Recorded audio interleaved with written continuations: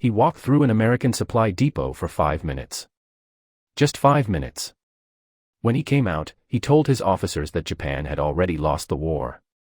They thought he was crazy. But what he saw in those 5 minutes would haunt him until the day he died. December 1941.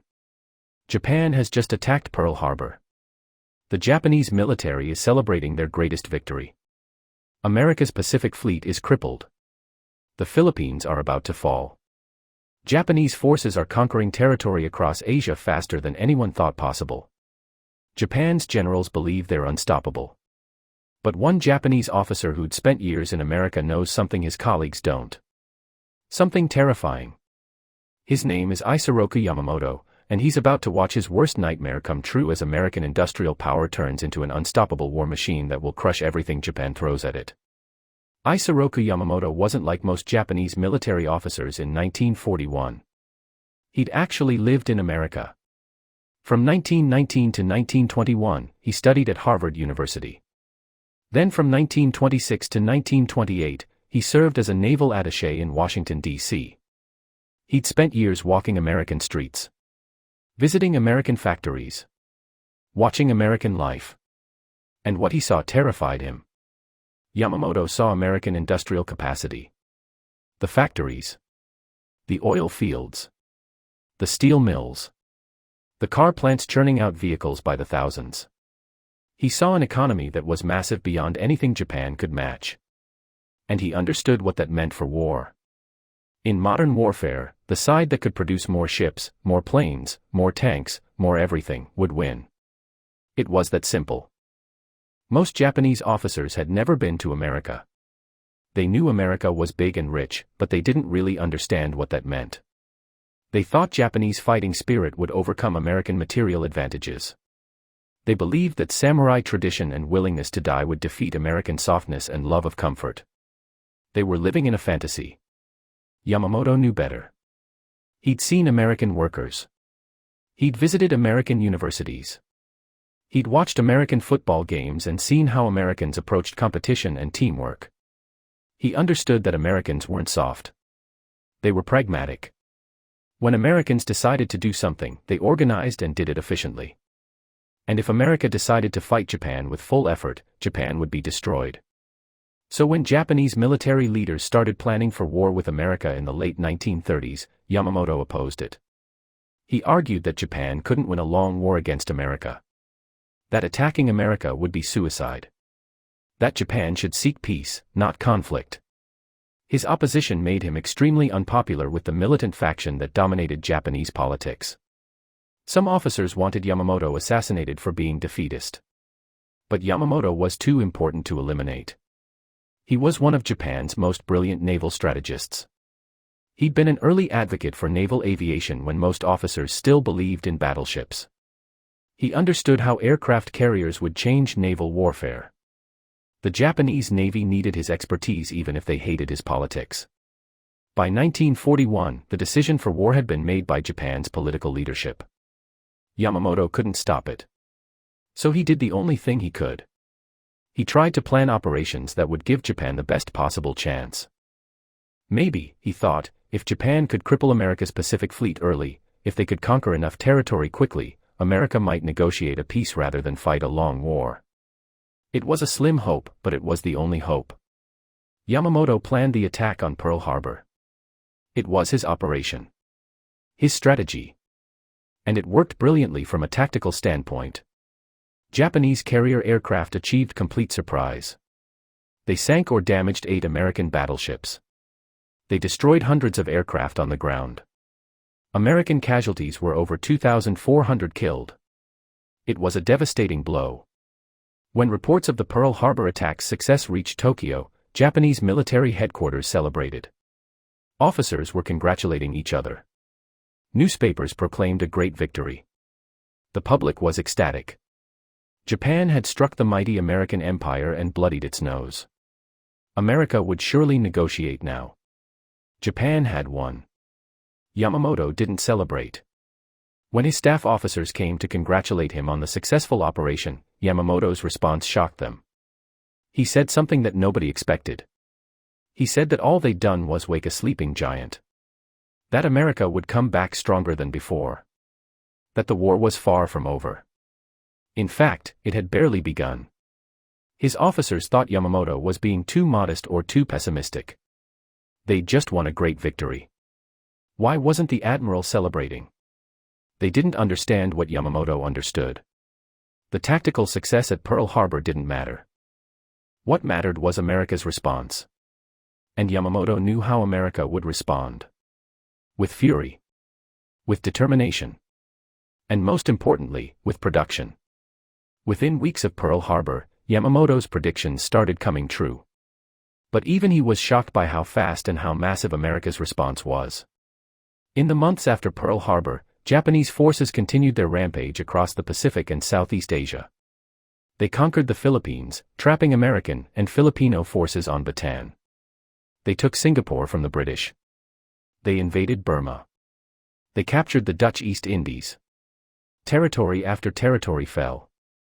Japan's empire was growing at an incredible rate. Japanese generals were thrilled. Their strategy was working. They were establishing the Greater East Asia co-prosperity sphere, the empire they dreamed of. And where was America? America seemed stunned. Unable to respond effectively. Still reeling from Pearl Harbor. The easy victories confirmed what the militant officers had always believed. That Japanese fighting spirit was superior. That America was weak and decadent. That Japan had been right to go to war. But Yamamoto was watching something else. He was watching American production numbers. And what he saw horrified him. Before Pearl Harbor, America's economy had been split between civilian and military production. Most American factories were making cars, refrigerators, consumer goods. Only a fraction of American industry was devoted to military equipment. But after Pearl Harbor, everything changed overnight. President Roosevelt ordered American industry to convert to war production. Car factories stopped making cars and started making tanks and aircraft. Shipyards that had been building a few vessels per year started building dozens. Aircraft plants expanded to sizes that seemed impossible. The entire American economy was reorganizing for war. And the speed was stunning. Within 6 months of Pearl Harbor, American war production was already exceeding Japan's total production capacity. American factories were churning out more planes, more ships, more weapons than Japan could produce in a year. And the gap was growing every month. Yamamoto received intelligence reports about American production. The numbers seemed impossible. His intelligence officers checked and rechecked them. Surely there was an error. No country could produce that much that fast. But the numbers were real. America was doing exactly what Yamamoto had feared. They were using their massive industrial base to bury Japan under an avalanche of equipment. Let me give you some specific numbers to show how insane this was. In 1941, Japan produced about 5,000 aircraft. America produced about 19,000. In 1942, Japan increased production to about 8,800 aircraft. America produced 47,000. In 1943, Japan made about 16,000 aircraft. America made 86,000. By 1944, American aircraft production hit 96,000 planes in a single year while Japan was producing about 28,000. The same pattern repeated across every category. Ships. Tanks. Trucks. Artillery. Ammunition. America was outproducing Japan by ratios that seemed impossible. And it wasn't just quantity. American equipment was getting better. New designs. Better technology. Improved performance. While Japanese equipment stayed mostly the same because Japan didn't have the resources to develop and produce new models. Yamamoto watched this happen with a growing sense of doom. Everything he'd warned about was coming true. Japan had picked a fight with an industrial giant. And that giant was now fully awake and angry. The Japanese army and navy were still winning battles in early 1942, but Yamamoto could see the writing on the wall. Japan's victories were temporary. America's production advantages would eventually overwhelm any tactical brilliance. Numbers would beat skill. Resources would beat courage. Industrial capacity would beat fighting spirit. Other Japanese officers started noticing the production disparity too. But they rationalized it. They said Japanese pilots were better trained. Japanese soldiers were more dedicated. Japanese equipment was more advanced. These advantages would overcome American numerical superiority. They convinced themselves that quality would beat quantity. Yamamoto knew this was delusion. Yes, Japanese pilots in 1942 were better trained than American pilots. Japanese aircrew had years of combat experience from the war in China. But what happened when those experienced pilots got killed? Japan couldn't replace them fast enough. The training pipeline couldn't keep up. Meanwhile, America was training thousands of new pilots every month. American pilot quality was improving while Japanese pilot quality was declining because the best were dying and couldn't be replaced. The Battle of Midway in June 1942 was a turning point. Yamamoto planned an operation to lure the American carrier fleet into a trap and destroy it. But American code breakers had partially broken Japanese naval codes. They knew the attack was coming. American carriers were waiting in ambush. In a single day of fighting, Japan lost 4 fleet carriers. The core of Japan's naval aviation. Hundreds of experienced pilots killed. It was a disaster. After Midway, the balance of naval power in the Pacific shifted. America still didn't have numerical superiority yet, but they had stopped Japan's advance. And more importantly, American shipyards were building new carriers. Lots of them. Essex-class carriers. Each one bigger and more capable than the Japanese carriers that had been sunk. America was building them faster than Japan could sink them. Within a year, America would have overwhelming carrier superiority. And there was nothing Japan could do about it. Yamamoto tried to explain this to other Japanese officers. He showed them the production numbers. He explained that Japan couldn't win a war of attrition. That every ship Japan lost was irreplaceable while America replaced losses within months. That Japan needed to seek peace now, while they still held some conquered territory, before the situation became hopeless. He was ignored. The militant faction in Japanese leadership refused to consider peace. They said that accepting anything less than total victory would dishonor Japan. That Japanese spirit would find a way to overcome material disadvantages. That defeatist talk like Yamamoto's was exactly what was wrong with some of Japan's leaders. They weren't committed enough to victory. So the war continued. And Yamamoto watched his nightmare unfold exactly as he'd predicted. By late 1942, American forces launched their first major offensive. Guadalcanal in the Solomon Islands. It was a relatively small island with a small Japanese garrison. American Marines landed and captured the airfield. Japan sent reinforcements. For 6 months, both sides poured men and ships into a battle over one island. Japan couldn't afford this kind of fight. Every ship they sent to Guadalcanal was desperately needed elsewhere. Every soldier committed to the island was pulled from other defenses. Every aircraft lost was irreplaceable. Japan was being bled white over one island. America could afford it. They had more ships. More planes. More soldiers. More everything. When American ships were sunk at Guadalcanal, new ships were already being built to replace them. When American planes were shot down, more planes were flying off assembly lines. America was learning how to fight while Japan was dying. Japan eventually evacuated Guadalcanal in early 1943. It was their first major defeat. Japanese forces retreated after losing thousands of men and dozens of ships and hundreds of aircraft. For what? To hold one island for 6 months. It was a disaster disguised as a fighting retreat. But the militant officers in Tokyo spun it as a strategic withdrawal. They said Japan was shortening their defensive perimeter. That they were consolidating their strength. That this was all part of the plan. More delusions. Japan was losing. Slowly. Steadily. Losing.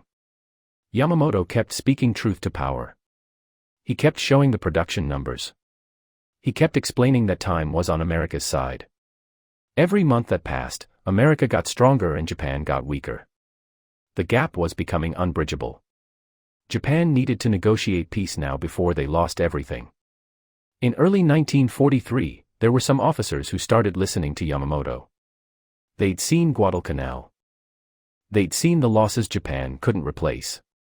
They were starting to understand that Yamamoto had been right all along. Maybe peace negotiations weren't defeatism. Maybe they were realism. Maybe surviving with some dignity was better than fighting to total destruction. But before any peace faction could gain influence, Yamamoto was killed. In April 1943, Yamamoto flew to the Solomon Islands to inspect Japanese forces and boost morale. American code breakers intercepted the flight plan. They knew exactly when and where Yamamoto would be flying. President Roosevelt personally authorized a mission to shoot down Yamamoto's plane. American P-38 fighters intercepted Yamamoto's plane over Bougainville. They shot it down. Yamamoto was killed in the crash. The architect of Pearl Harbor was dead. American newspapers celebrated. The men who'd planned the attack on Pearl Harbor had been brought to justice. But Yamamoto's death was actually bad for America's war effort. Yamamoto was one of the few Japanese leaders who understood how badly Japan was losing.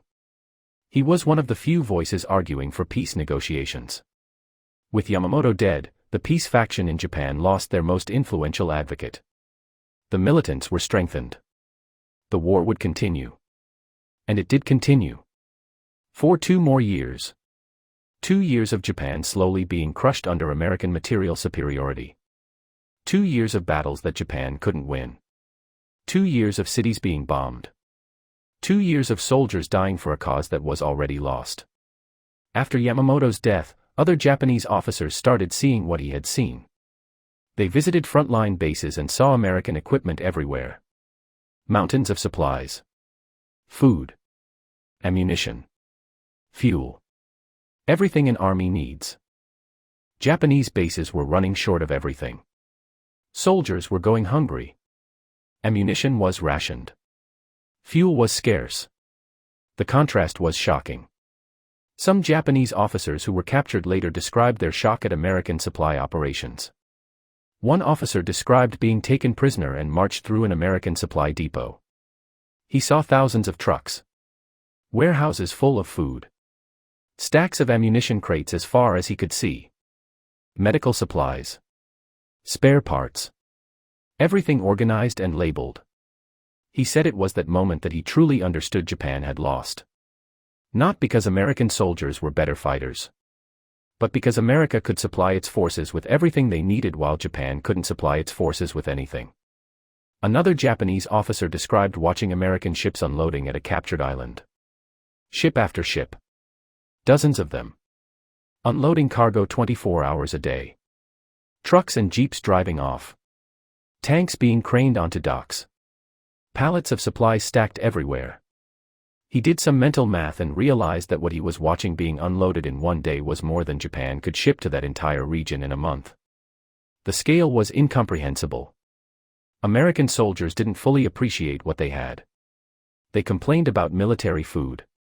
About equipment shortages. About supply problems.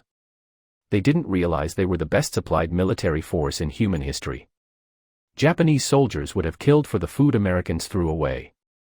For the equipment Americans considered substandard. For the medical care Americans took for granted. By 1944, the disparity was overwhelming. American forces were island hopping across the Pacific. Each operation followed the same pattern. Massive naval and air bombardment. Overwhelming force. Japanese garrisons fought desperately but were crushed under American firepower and numbers. Island after island fell. The Philippines were recaptured. Iwo Jima. Okinawa. Each battle brought American forces closer to Japan itself. Japanese officers who survived these battles described the experience as facing an unstoppable wave. They'd prepare defensive positions. They'd fight bravely. They'd inflict casualties. But it never mattered. America would just bring more ships. More planes. More soldiers. More bombs. The attacks would continue until Japanese forces were completely destroyed. There was no winning. Only dying slowly or dying quickly. By early 1945, Japan's situation was hopeless. The Navy was destroyed. The merchant fleet was sunk. The Air Force was down to kamikaze attacks because Japan had run out of experienced pilots and didn't have fuel for training. Cities were being firebombed. Food was running short. Everything was breaking down. And still the militant faction in government refused to surrender. They talked about the final battle. About defending the home islands. About every Japanese citizen becoming a soldier. About making America pay such a high price that they'd agree to negotiate. More delusions. More fantasies. They couldn't see reality. Some Japanese officers who'd listened to Yamamoto before his death tried to push for surrender. They pointed to everything Yamamoto had predicted coming true. They said that continuing the war was pointless suicide. That Japan would be completely destroyed if they didn't surrender soon. But the militants still controlled the government. Surrender was dishonorable. Japan would fight to the end. Then America used atomic bombs. Hiroshima and Nagasaki. In seconds, 2 cities were obliterated. Tens of thousands killed instantly. The destructive power was beyond anything anyone had imagined. America had developed the ultimate weapon. A weapon that could destroy entire cities in a single blow. And America had multiple atomic bombs. They could keep dropping them until there was nothing left. Even then, some Japanese officers wanted to continue fighting. They said atomic bombs were just another weapon. That Japanese spirit would overcome even this. But Emperor Hirohito himself intervened. He recorded a surrender announcement. On August 15, 1945, Japanese people heard their emperor's voice for the first time. He told them the war was over. That Japan had to endure the unendurable and surrender. That continuing the war would result in the complete destruction of Japanese civilization. The war ended. Japan surrendered unconditionally. After 4 years of fighting. After millions of deaths. After cities destroyed and an empire lost. Everything Yamamoto had warned about had happened. Everything he'd feared had come true. Japan had awakened the giant. And the giant had crushed them. The story of Japanese generals being shocked by American production isn't just about World War II. It's about the danger of not understanding your opponent. Of letting ideology and wishful thinking override reality. Of refusing to see what's right in front of you because it conflicts with what you want to believe. Yamamoto saw America clearly because he'd lived there. He'd walked American streets and visited American factories. He knew what America was capable of. He tried to warn his colleagues, but they didn't listen. They couldn't imagine that their fighting spirit wouldn't be enough. They couldn't accept that modern war was fundamentally about production and resources. They believed what they wanted to believe. And millions died because of those delusions. Japanese soldiers sent to die in battles that couldn't be won. American soldiers having to fight battles that wouldn't have been necessary if Japan had accepted reality earlier. Civilians on both sides suffering. All because Japanese leadership refused to see what Yamamoto saw in 1941. The production numbers tell the story. By 1945, America had produced over 300,000 aircraft during the war. Japan produced about 76,000. America built over 100 aircraft carriers of various types.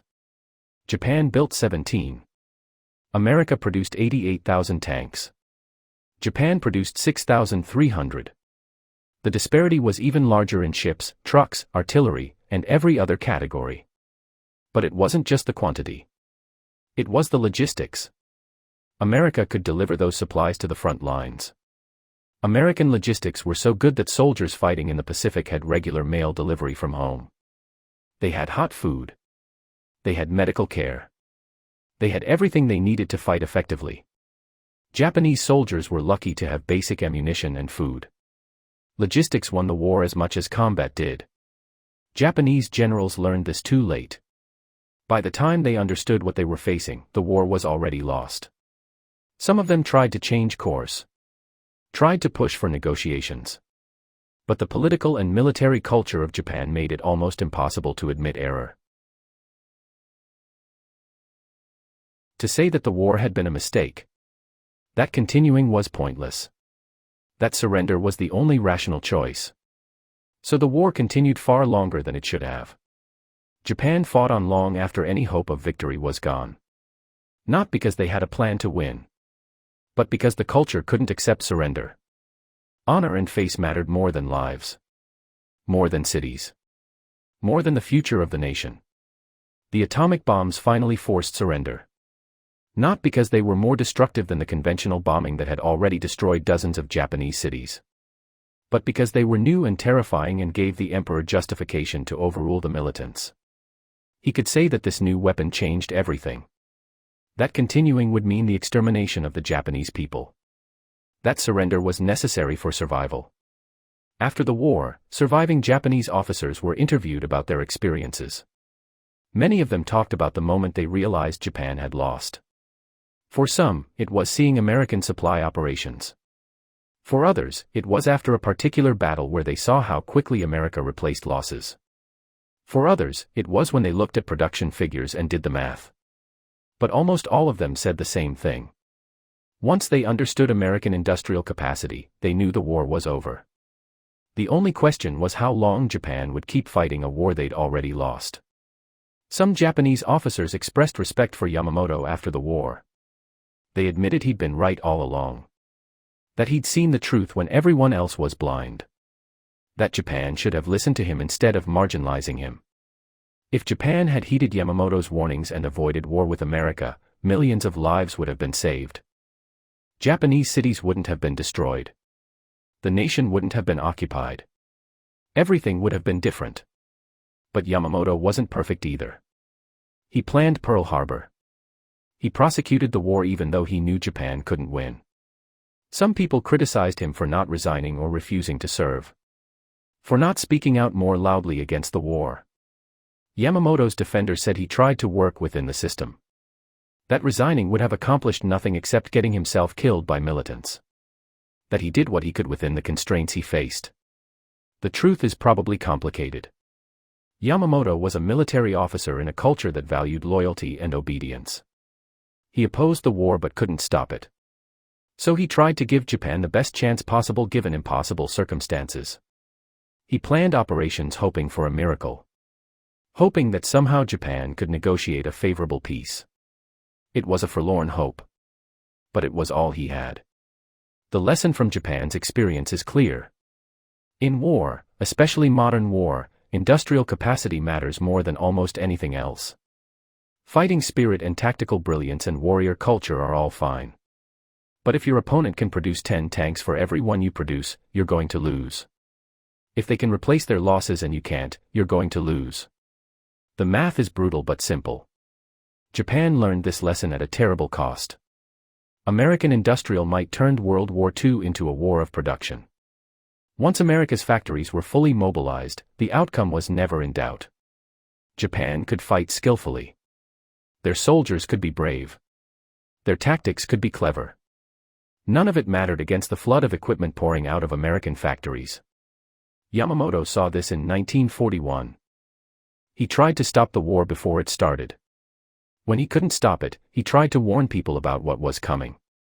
He was right about everything. And Japan ignored him until it was too late. That's the tragedy. Yamamoto died in 1943, 2 years before Japan surrendered. He never saw the final confirmation of his predictions. But he knew. He always knew. And that knowledge must have been a heavy burden.